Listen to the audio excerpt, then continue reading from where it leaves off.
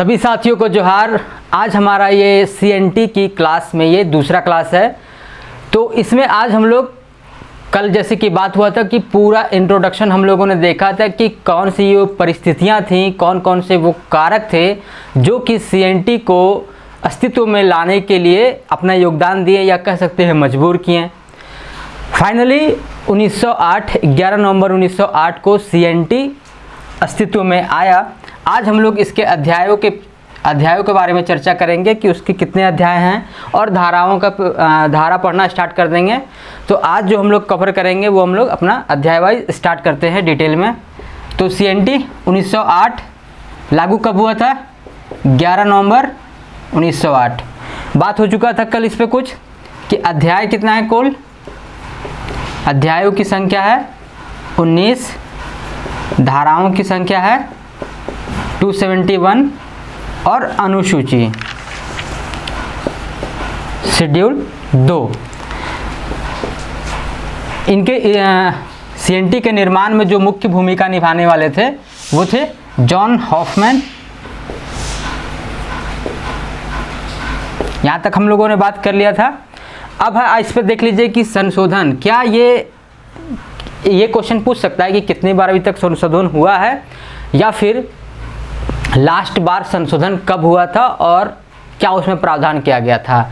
ये महत्वपूर्ण है लास्ट वाला, इस पर बात कर लेते हैं थोड़ा सा कि अभी तक अगर इस पर देखा जाए तो कुल मिलाकर के डायरेक्टली रूप से जो कि CNT में संशोधन किया गया है वो है 35।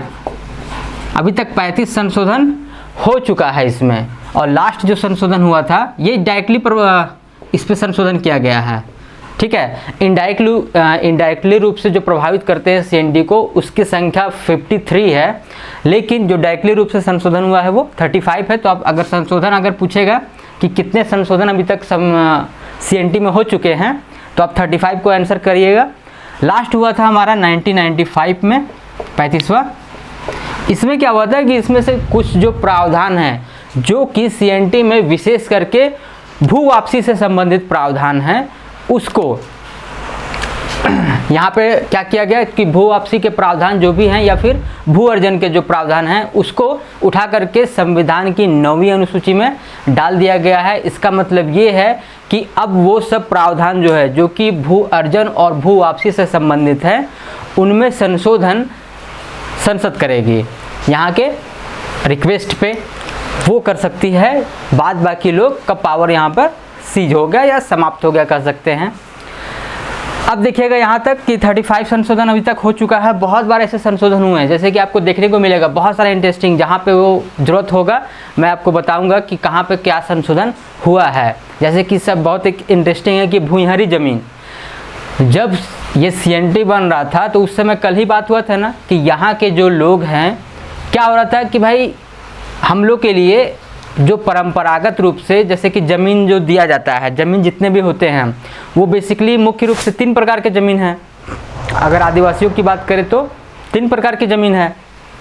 आमतौर पर भी इसी तरह है, जो भी गांव में बसे हुए हैं उन सभी को मिला करके जो गांव बना हुआ है मतलब मिली जुली गांव है उसमें भी यही प्रकार है। जैसे कि पहला क्या होता है कि पहला होता है जो किसी के लिए विशेष तौर पर जो भूमि दी गई है मतलब उसके कार्य के लिए, जैसे बात हुआ था महतोई भूमि, पहनई भूमि, ठीक है, भूतखेता वगैरह। तो इस टाइप का जो भूमि दिया जाता था वो हो गया विशेष तौर पर दी गई भूमि। एक होता था क्या कि भाई यदि आप किसी परिवार विशेष के सदस्य हैं, जैसे कि जो होता है ना खुदकट्टी अधिकार प्राप्त हो रैयत है, मुंडारी खुदकट्टीदार, तो अभी इस पे चर्चा होगा, आज ही चर्चा होगा, तो आप लोग आराम से सुनिए, सारा क्लियर हो जाएगा। तो उस टाइप का जो ज़मीन है एक तो वो हो गया, और साधारण तौर पे जो हम लोग भूमि होल्ड करते हैं वो हो गया आपका रैयत का अंतर्गत। ये तो ये 3 प्रकार का हो गया कि अगर विशेष पे आप हैं तो मुंडारी खुदकट्टीदार या भूइंहरी वाला में चले जाइएगा।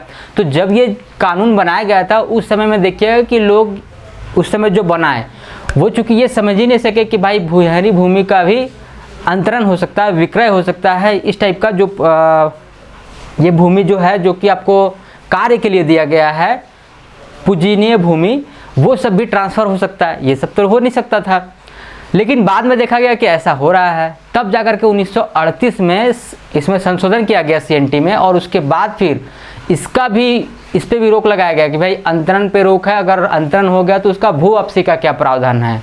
तो इस तरीके का समय समय पर बहुत सारा संशोधन हुआ है। जैसे 1920 में CNT में बहुत बड़ा संशोधन हुआ था। ये सब धीरे धीरे आते जाएगा चर्चा पे, तो आप लोग आराम से देखते जाइए। तो चलिए आज हम लोग स्टार्ट करते हैं। जैसे कि अध्याय है, अध्याय 19 है, तो हम लोग अध्यायवार पढ़ते जाएंगे। जैसे कि आज हम लोग अध्याय 1 ले रहे हैं कि 1 और अध्याय 2, आज हम लोग इतना पढ़ेंगे। तो अध्याय 1 में क्या है, ये है प्रारंभिकी, इसका नाम दिया गया है। जो अध्याय का जो हेडिंग है, जैसे कि आपको पूछ सकता है, कई बार पूछता भी है ये एग्जाम में कि भाई प्रश्न यहाँ से भी बन सकता है कि भाई इस अध्याय में किससे रिलेटेड है, ये अध्याय इनमें से किससे संबंधित है, रैयत से संबंधित है, किससे संबंधित है, भू वापसी से संबंधित है, लगान बढ़ोतरी से है। तो बहुत सारा जो टॉपिक बन सकता है उससे पूछ सकता है कि इसमें से कौन सी विषय की इस पे चर्चा है इस अध्याय में। तो अध्याय का आपको हेडिंग भी याद रखना है और उसके बाद हम लोग धाराएं पढ़ते हैं। तो चलिए सबसे पहले हम लोग लेते हैं अध्याय 1, जिसमें की बात है प्रारंभिकी।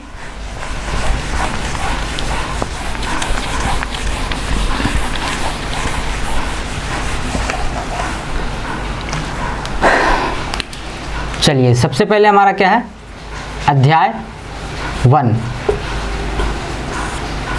इसका नाम दिया गया है प्रारंभिकी।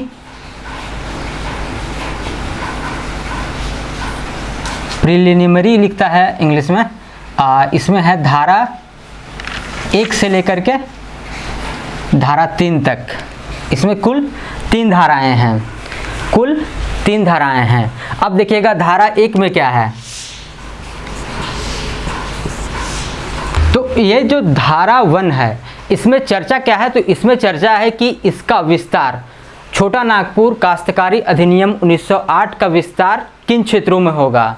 तो झारखंड में हम लोग जानते हैं कि कुल 5 प्रमंडल हैं। तो 5 प्रमंडल में से 4 प्रमंडल, सिर्फ एक प्रमंडल छोड़ दीजिए संथाल परगना को, क्योंकि वहाँ पे क्या है, SPT है, एप्लीकेबल है।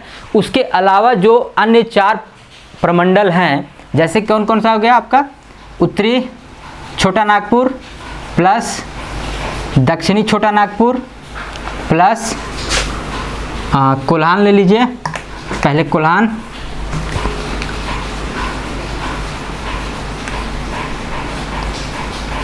और प्लस में पलामू। ये जो 4 प्रमंडल हैं, और अगर जिलों की बात करें तो 18। तो ये 4 प्रमंडल में और 18 जिलों में ये जो हमारा अधिनियम है वो क्रियाशील होगा या एक्टिव होगा कह सकते हैं। और इसके अलावा एक और भी इस पे बात कहा गया है कि वैसे क्षेत्र जो बिहार, उड़ीसा,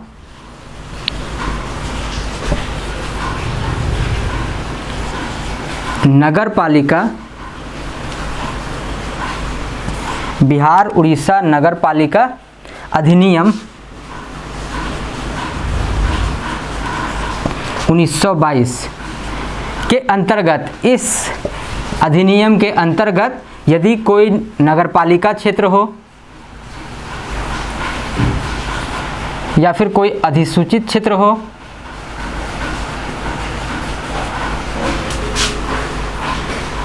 या फिर कोई छावनी हो, तो इन क्षेत्रों में भी ये एप्लीकेबल होगा। धारा 1 में इतना ही बात है कि इन क्षेत्रों पे, जैसे कि ये चारों प्रमंडल में, 18 जिला में, और इसके अतिरिक्त जो भी नगर पालिका है, छावनी बोर्ड हैं और अधिसूचित क्षेत्र हैं, इन सभी पे ये एप्लीकेबल होगा CNT 1908। तो धारा 1 में इतना ही है। अब बात करते हैं हम लोग धारा 2 की, कि धारा 2 में क्या है। क्लियर हो गया होगा आपको धारा 1। अब धारा 2 देख लेते हैं क्या है।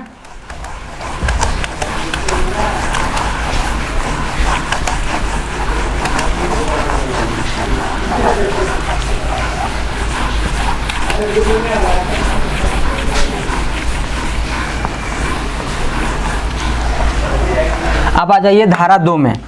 धारा 2,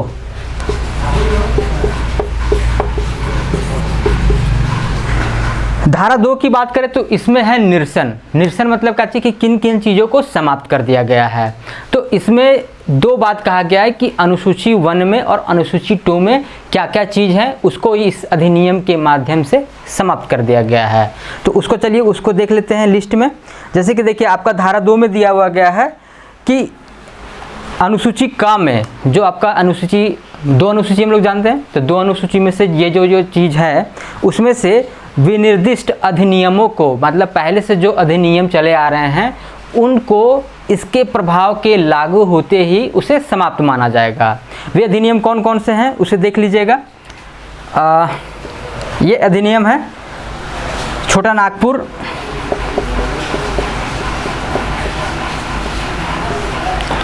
भूस्वामी एवं अभिधारी प्रक्रिया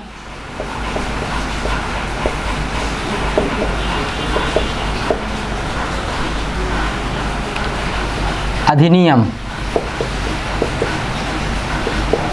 1879।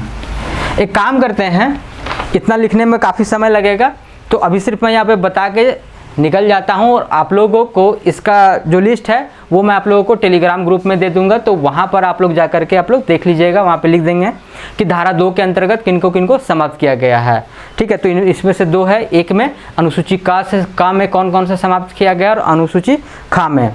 तो अनुसूची जो दूसरा वाला जो पॉइंट है जिसमें कि अनुसूची खा जो है जिसमें कि कुछ नियमों को अधिनियमों को समाप्त किया गया है, जैसे बंगाल लगान अधिनियम 1859 है, 62 है, 67 है।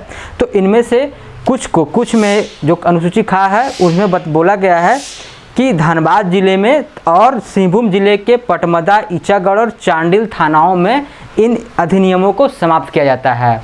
तो ये जो अधिनियम है बंगाल लगान अधिनियम 1859, 62, 67, तो इसको धनबाद जिले में और सिंहभूम जिले के पटमदा, ईचागढ़ और चांडिल इन थानाओं में समाप्त किया गया है। बाद बाकी जगह अपना यथावत रहेगा।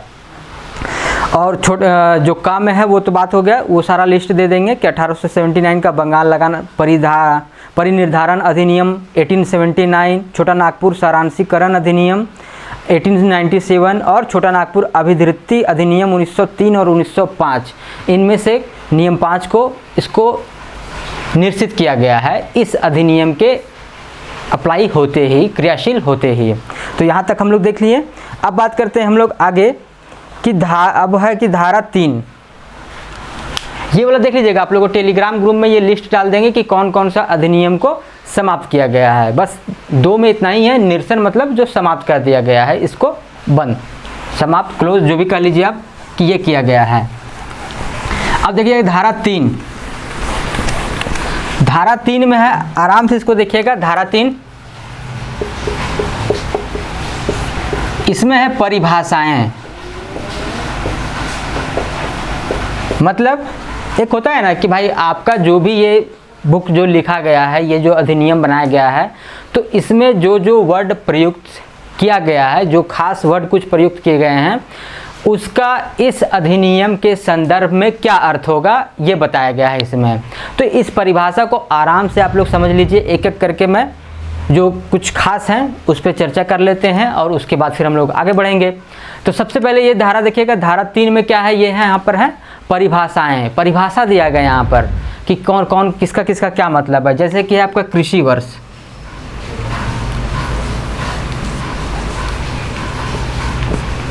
कृषि वर्ष, तो कृषि वर्ष मतलब क्या हो गया कि देखिएगा आप कृषि वर्ष यहाँ पे परिभाषा का जरूरत क्यों पड़ा, क्योंकि ऐसे बहुत सारे धारा में ऐसा यूज़ किया गया है कि यदि कोई रैयत, कोई काश्तकार लगातार 2 कृषि वर्षों के उपरांत यदि तीसरा कृषि वर्ष स्टार्ट हो गया है और उसमें भी 90 दिन बीत चुके हैं, बावजूद इसके जो रैयत है या काश्तकार है वो लगान का भुगतान नहीं कर रहा है, या उनके जो संधि हुआ था, जो समझौता हुआ था, उसके शर्तों का पालन नहीं कर रहा है, तो उस हिसाब से फिर ये उसे बेदखल किया जा सकता है। तो कृषि वर्ष का यहाँ पर चर्चा हुआ है कि कृषि वर्ष, तो कृषि वर्ष किसे मानेंगे, तो फिर तो ये विवाद वाला विषय हो जाएगा।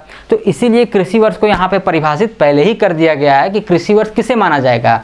तो इसमें प्रावधान है कि जो भी स्थानीय रीति में प्रचलित हो, उस तारीख को स्टार्ट माना जाएगा और उसके 1 तारीख पहले अगले साल समाप्त माना जाएगा। और ऐसा कृषि वर्ष जो राज्य सरकार अधिसूचित करे उस हिसाब से माना जाएगा। स्थानीय प्रथा के हिसाब से, रीति के हिसाब से सरकार घोषित करेगा कि हाँ भाई चलो यहाँ पे स्थानीय हिसाब से मार्च में स्टार्ट होगा, अप्रैल में स्टार्ट होगा, या जनवरी से 1 जनवरी से 31 दिसंबर तक यहाँ पर कृषि वर्ष माना जाएगा, कुछ भी इस टाइप का। या फिर धान बोने के समय से या गेहूं काटने के हिसाब से, इस हिसाब से अपना कृषि वर्ष तय होगा, राज्य सरकार उसको घोषित करेगा, अधिसूचित करेगा।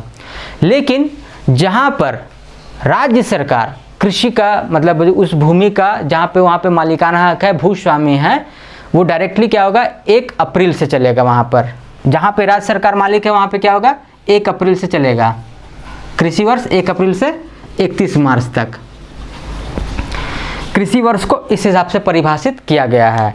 दूसरा जो आपका है वो है भूगुतबद्ध बंधक।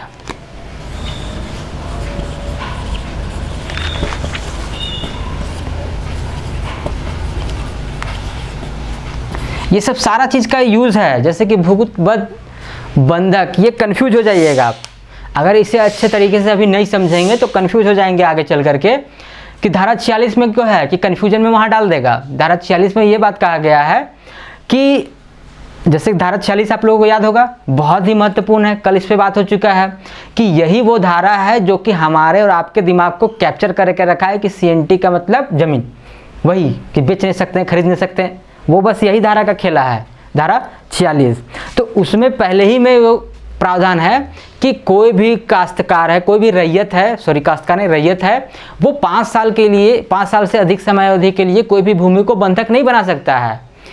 लेकिन भूगुतबद्ध बंधक जो है वो 7 साल के लिए बना सकता है। और यदि कोई रजिस्ट्रीकृत समिति है, बिहार और उड़ीसा समिति और 1935 अधिनियम है, तो उस अधिनियम के हिसाब से वो 15 साल तक के लिए भूगुतबद्ध बंधक में दे सकता है। भूगुतबद्ध बंधक, तो इसमें क्या है, दोनों में अंतर क्या है, एक होता है बंधक, एक होता है भूगुतबद्ध बंधक। बंधक में क्या है कि आप ना तो पुराना वाला फिल्म देखते होंगे कि भाई लीजिए साहूकार साहब, ये साहब वो साहब, कि मैं अपना घर, अपना ज़मीन ये बंधक में रखता हूँ या गिरवी में रखता हूँ। तो इसमें क्या होता था, इसमें ये चीज़ होता है कि पैसा आप दिए, जैसे मान के चलिए आप मुझसे पैसा लेने के लिए आए, ठीक है, कि आप मुझे जो भी है कि 5 साल 10 साल ये मैं आपको पैसा लौटा दूंगा, या फिर अगर नहीं लौटा पाऊंगा तो ये ज़मीन, ये घर आपका हो जाएगा। ये हो गया। तो आप मान लीजिए हम आपको पैसा दे दिए, आपको आप 5 साल का, हम लोग हमारे और आपके बीच में जो करार हुआ था वो 5 साल के बीच लिए हुआ था, लेकिन आप पैसा लौटा नहीं पाए तो वो आपका घर या आपका ज़मीन वो मेरा हो गया। ये बड़ा चला करता था एक समय, शोषण का ये बहुत ही मूल कारण था, जिसको कि कई फिल्मों में भी आप देख चुके होंगे, ये प्रदर्शित किया गया है, कई आपको उपन्यास में भी इसको दर्शाया गया है बहुत ही शानदार तरीके से। तो ये बहुत बड़ा था पहले कि भाई ज़मीन हड़पने का, घर वर हड़पने का, उसको एक तरह से समझिए क्या बोलते हैं उसको, बेगार जो होता है ना, आधुनिक वर्ड में बेगार हो गया, पहले के हिसाब से दास हो गया, गुलाम कह लीजिए जो भी है, तो वो बनाने का ये तरीका था कि सारा कुछ हड़प लें, बस बोलो चलो अब तू कहाँ जाएगा भाई, मेरे यहाँ पे खटो खाओ, समझ में आ रहा है। तो वो हो गया था बंधक। लेकिन भूगुतबद्ध बंधक जो है वो उससे थोड़ा अलग है। इसमें क्या होता है कि मेरे और आपके बीच में ये करार होगा कि आप मान के चलिए मुझसे पैसा लेने के लिए आए कि भाई आप मुझे दे दीजिए 50,000 दे दीजिए, 1 लाख दे दीजिए, हम आपको 4 साल में 2 साल में चुका देंगे। ये नहीं होगा। इसमें ये क्या होगा कि आप, मेरे और आपके बीच में ये करार होगा या समझौता होगा कि वो वाला जो प्लॉट है मेरा, या फिर मेरा जितना भी ज़मीन है वो आपको 2 साल के लिए, 4 साल के लिए, कि जितना भी पैसा हो, जैसे मान के चलिए कम अमाउंट है तो 2 साल के लिए, ज़्यादा अमाउंट है तो भाई इसको भी लगना चाहिए कि जैसे आप मुझे दे रहे हैं तो मुझे भी लगना चाहिए ना कि भाई आपका जितना ज़मीन है उससे हम इतना फ़ायदा कमा लेंगे ताकि मेरा पैसा वसूल हो जाए। तो इस हिसाब से होता था कि आप पैसा दिए, तो करार ये होता था कि मेरा जिम्मेदारी बनता है कि आपका ज़मीन मेरे पास 5 साल के लिए, 7 साल के लिए जो भी है, तो इतने साल के लिए जो रखा गया है, तो ये करार होगा कि 7 साल में वो पैसा वसूल माना जाएगा कि आपके ज़मीन से मैंने सारा उपज भी मेरा होगा, सारा कुछ मेरा हो जाएगा उसमें। मतलब एक तरह से समझिए कि वो 5 साल 7 साल के लिए वो ज़मीन मेरा हो जाएगा, उसमें से जितना उपज होगा वो हम ही रख लेंगे, और 5 साल में या 7 साल में जो भी करार हुआ हो, 3 साल 5 साल 7 साल 4 साल जो भी है, तो उतने साल में ये माना जाएगा कि जो भी मैंने आपको पैसा दिया वो ब्याज के सहित मैंने आपके ज़मीन से, आपके जो भी है वो उससे वापस ले लिया, कमा लिया, और उसके बाद फिर उस ज़मीन पे हक आपका फिर से वापस हो जाएगा। आप उस पर खेती करिए, जो भी करिए, मेरा वहाँ पे टाइम पीरियड समाप्त, तो वो वहाँ पे अधिकार भी समाप्त। ठीक है, ये मत समझिए कि अधिकार नहीं हो जाएगा, सिर्फ वहाँ पे उपजाने का और अपने आप को मतलब पाने का अधिकार सिर्फ उसमें रहेगा भुक्तबद्ध बंधक के अंतर्गत। तो ये है भुक्तबद्ध बंधक, ये भी इसमें परिभाषित किया गया है। इसके बाद जो अगला एक चर्चा किया गया है बोर्ड का, कि इसमें बोर्ड, तो बोर्ड का मतलब है झारखंड का राजस्व बोर्ड। ठीक है, इसके बाद है सिविल जेल, जो समझाने लायक होगा उसे समझाया जाएगा, बाद बाकी इस बोर्ड में क्या होता है, राजस्व बोर्ड, झारखंड का राजस्व बोर्ड। सिविल जेल, तो जेल का मतलब क्या होगा, कोई जिले की सिविल जेल तथा इसके अंतर्गत इस अधिनियम के अधीन अगर कोई कैदी वैदी है तो उसको मतलब होता है ना कि कैदी है, किसी पे आरोप है, तो वो केस को नहीं बोलता है, उसको मैनिपुलेट ना कर दे, इसलिए उसको कहीं पे रखने के लिए कोई भी सिविल जेल तौर पर बनाया जाए, वो सिविल जेल। उसका है आयुक्त, न्यायायुक्त, सर्टिफिकेट अधिकारी, उप कलेक्टर, आयुक्त। तो इसमें कोई भी वैसा विशेष नहीं है। आयुक्त मतलब वही उत्तरी छोटा नागपुर, दक्षिणी छोटा, मतलब छोटा नागपुर का इसमें लिखा हुआ है कि छोटा नागपुर का कमिश्नर कहलाएगा, मतलब आयुक्त। जुडिशियल कमिश्नर, न्यायिक आयुक्त, सर्टिफिकेट अधिकारी, सब यही कि सिंपल यही है कि जिसको सरकार इस कार्य के लिए प्राधिकृत करे या सक्षम बनाए वो इस पद पर हो, मतलब होगा या है। ठीक है, उप कलेक्टर, उपायुक्त, कई बार ऐसा भी होता है कि ये भी प्रावधान दिया गया है कि उपायुक्त यदि खुद भी अगर सक्षम ना हो या फिर समय देने में मतलब सक्षम नहीं है कि इस कार्य के लिए, अपने आप को बोले कि नहीं हम ज़्यादा बिजी हैं, ये काम को किसी को दे दिया कि भाई तुम मेरे जगह पे देख लेना, तो वही उपायुक्त के तौर पर सक्षम माना जाएगा। मतलब उपायुक्त अपना कार्यभार उसे सौंप दिया तो वो भी माना जाएगा। तो सिंपल यही है कि जिसको सरकार प्राधिकृत करे वो ये सब सारा अपना अधिकारी कहलाएगा। इसके बाद आ जाइए आगे वन उपज, कि वन उपज का भी इसमें बात किया गया है। तो वन उपज में जानते हैं आप लोग क्या क्या है, लकड़ी है, कास्ट कोयला है, कुछ लिख लीजिएगा, जैसे लकड़ी, कास्ट कोयला, रबर, कत्था, रेजिन, प्राकृतिक वर्निश, फिर एक चीज छाल, लाह, महुआ, फूल आदि वृक्षों के सभी भाग, इस सबको वन उपज माना गया है।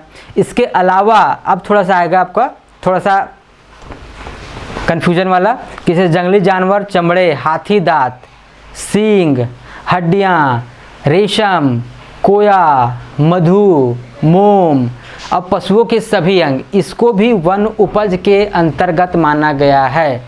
ये भी याद रखिएगा, जंगली जानवर के सभी, चमड़ा, हाथी दांत हो, सींग हो, हड्डी हो, ठीक है, या फिर पशुओं के सभी अंग, ये सब सभी वन उपज के अंतर्गत माना गया है। इसके अलावा और आइए पीठ, ताल मृदा, चट्टान, खनिज, लौह पत्थर, कोयला, चिकनी मिट्टी, बालू, चूना पत्थर, तो इन सभी को भी वन उपज के अंतर्गत शामिल किया गया है। हो सके तो आप लोग इसे लिख लीजिएगा, 2-4 बार पढ़ लीजिएगा, दिमाग में तो कमोबेश रहेगा ना कि हाँ भाई जितना भी जानवर है वो सबका जितना भी अंग है, चाहे वो सींग हो, हड्डी हो, कुछ भी हो, वो सब सभी वन उपज के अंतर्गत आएगा। फिर ये सब खनिज वनिज, चट्टान वगैरह, ये सब वन उपज के अंतर्गत शामिल किया जाएगा, वन उपज, फॉरेस्ट प्रोड्यूस। ठीक है, इसके बाद बात करते हैं हम लोग जोत। जोत क्या है, होल्डिंग। तो जोत क्या होता है कि रैयत द्वारा धारित एक या अनेक भूखंड, जोत क्या है हमारा, एक तरह से समझ लीजिए खेत, वो है हमारा जोत। क्लियर है। इसके बाद है कि कोड़कर अब क्या है, तो कोड़कर वाला देखिएगा आप लोग को, अगर उधर वाला पढ़े होंगे पहले के क्लास में तो उस सब देखिएगा अलग, यहाँ पर जो प्रयोग किया गया है वो थोड़ा सा संदर्भ है अलग। जैसे पहले उस समय क्या पढ़े होंगे कि कोड़कर भूमि, सदानों की भूमि, यही पढ़े होंगे आप, मझियस भूमि, जमींदारों की भूमि, ठीक है, और राजाओं की भूमि, राजहंस, ठीक है, भूहरी भूमि, रावों की भूमि, ये सब पढ़ चुके होंगे आप लोग।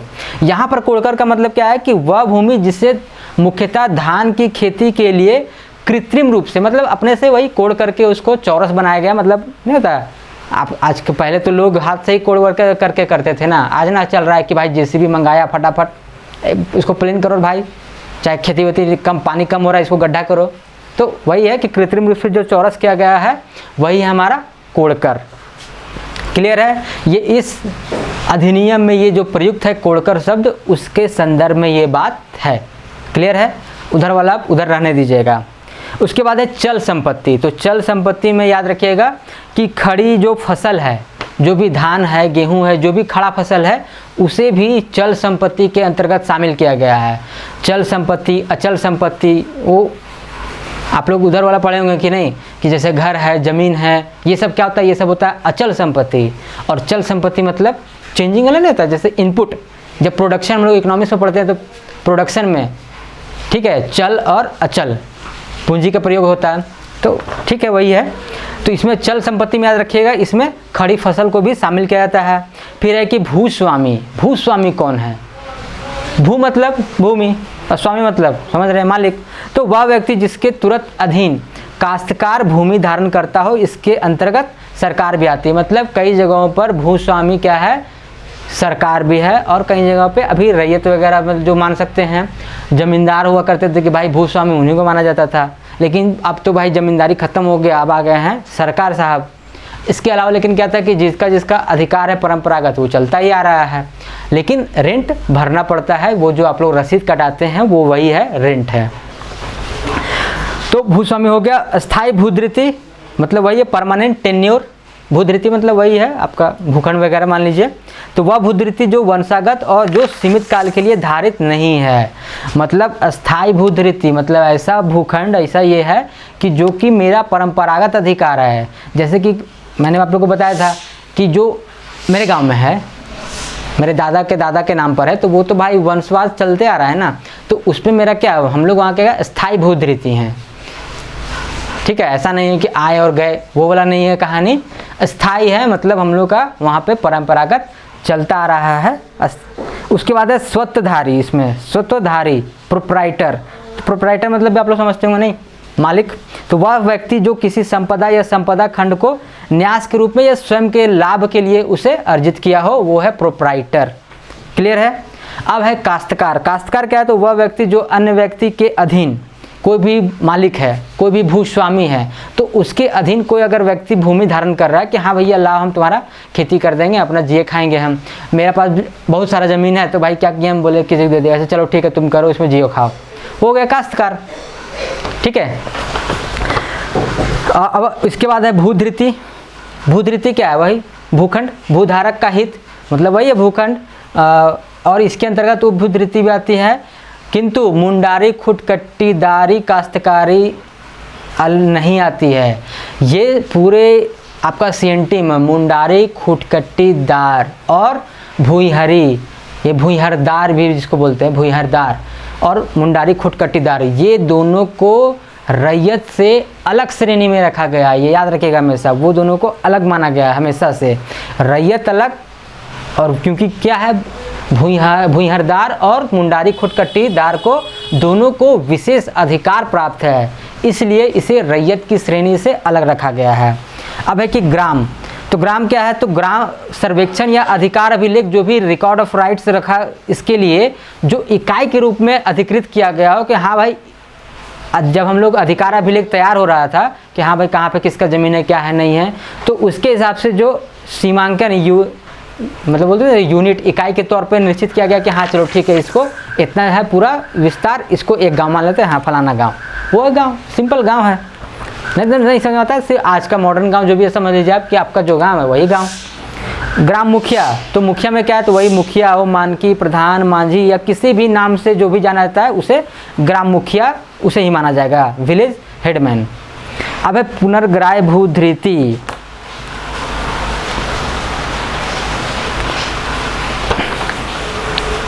तो यहाँ तक हम लोग देख लिए कि यहाँ तक आप लोग परिभाषा टोटल हम लोग देख लिए हैं कि परिभाषा जो मुख्य है वो है यही, और ये सब सारा चीज़ का जो मेंशन है वो है धारा 3 में। तो धारा 1 में हम लोगों ने देखा कि धारा 1 में यहाँ का विस्तार बताया गया है कि सीएनटी का विस्तार किन क्षेत्रों में है। तो कुल हम लोग देखें 4 प्रमंडल में है, और जिलों की बात करें तो 18, और इसके अलावा बिहार उड़ीसा नगरपालिका अधिनियम 1922 के अंतर्गत जो भी अधिसूचित क्षेत्र है, नगरपालिका क्षेत्र है या फिर छावनी क्षेत्र है, ये सब सभी में ये एप्लीकेबल होगा।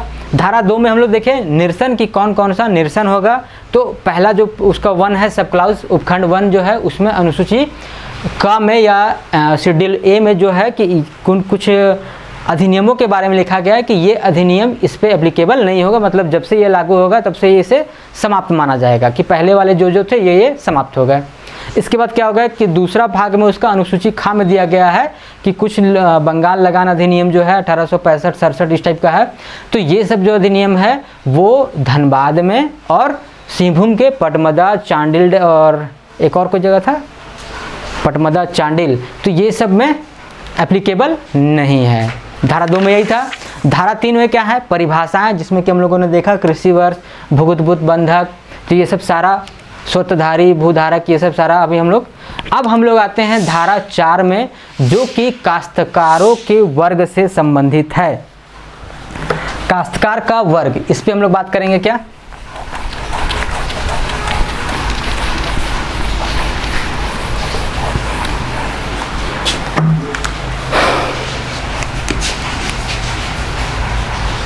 या फिर रहने दीजिए, आज छोड़ देते हैं इतना ही। कल हम लोग करते हैं अध्याय 2 से स्टार्ट करते हैं, उसमें हम लोग देखेंगे काश्तकार के वर्ग को और आराम से इसे हम लोग समझने का प्रयास करेंगे। उम्मीद है आज के ये क्लास में आप लोगों को जो भी समझाया गया है वो आपको क्लियर हो गया होगा। फिर मिलते हैं हम लोग अगले क्लास में कल। धन्यवाद।